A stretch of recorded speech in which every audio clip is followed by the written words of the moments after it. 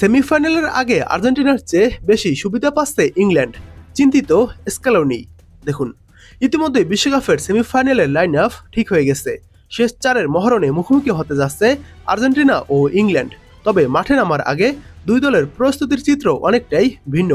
Quarter ফাইনালে নরওয়েকে 2-1 গোলে হারাতে অতিরিক্ত সময় খেলতে হয়েছে ইংল্যান্ডকে। তবে সেটাই ছিল চলতি বিশ্বকাপে থমাস টুখেলের দলের প্রথম ম্যাচ, যা 90 মিনিটের গণ্ডি পেরিয়েছে। অন্যদিকে আর্জেন্টিনার পথটা ছিল অনেক বেশ কঠিন। শেষ 32-এ কেপ বার্দে এবং কোয়ার্টার ফাইনালে সুইজারল্যান্ড, দুই ম্যাচেই অতিরিক্ত সময় পর্যন্ত লড়তে হয়েছে লিওনেল স্ক্যালোনির দলকে। ফলে মাঠে কাটানো সময়ের দিক থেকে ইংল্যান্ডের তুলনায় অনেক বেশি দখল গেছে লিওনেল মেসি, জুলিয়ান আলভারেজদের ওপর। এর সঙ্গে যুক্ত হয়েছে আরেকটি গুরুত্বপূর্ণ বিষয়, রিকভারির সময়। কোয়ার্টার ফাইনালে আর্জেন্টিনার আগে মাঠে নেমেছিল ইংল্যান্ড। ফলে সেমিফাইনালের আগে কয়েক ঘন্টা বেশি বিশ্রামের সুযোগ পাচ্ছে হ্যারিকেনরা, যা টুর্নামেন্টের এই পর্যায়ে বড় সুবিধা হিসেবেই দেখা হচ্ছে।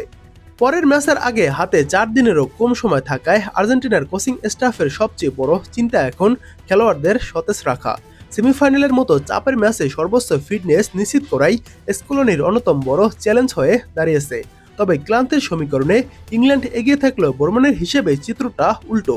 চলতি বিশ্বকাপের সেমিফাইনালে ওঠা 4 দলের মধ্যে সবচেয়ে বেশি পথ পাড়ি দিতে হয়েছে ইংল্যান্ডকে। টুর্নামেন্ট জুড়ে বিভিন্ন ভেন্যুতে খেলতে গিয়ে আকাশপথে প্রায় 17,500 কিলোমিটার ভ্রমণ করেছে কেন সাকারা। তাই সেমিফাইনালের আগে হিসাবটা শুধু ফুটবলীয় দক্ষতার নয়, ক্লান্তি, বিশ্রাম, ভ্রমণ আর মানসিক শক্তির লড়াইটাও সমান গুরুত্বপূর্ণ। আর প্রতিপক্ষ যখন আর্জেন্টিনা ও ইংল্যান্ড, তখন ইতিহাস, আবেগ এবং প্রতিদ্বন্দ্বিতার তীব্রতা এই মহরণকে আরও বিশেষ করে তুলেছে। তবে এখন এই সেমিফাইনালের দিকে তাকিয়ে আছে পুরো ফুটবল বিশ্ব। আর্জেন্টিনা ও ইংল্যান্ডের এই সেমিফাইনালে কারা জিতবে, সেদিকে এখন লক্ষ্য সবার। বিশ্বকাপে এই পর্যন্ত 5 বার মুখোমুখি হয়েছে ইংল্যান্ড এবং আর্জেন্টিনা। এই 5 ম্যাচের মধ্যে ইংল্যান্ড জিতেছে 3 ম্যাচ এবং আর্জেন্টিনা টাইব্রেকার সহ জিতেছে 2 বার। তো এই ম্যাচটি একটি কঠিন ম্যাচ হবে, সেদিকে এখন লক্ষ্য পুরো ফুটবল বিশ্বের।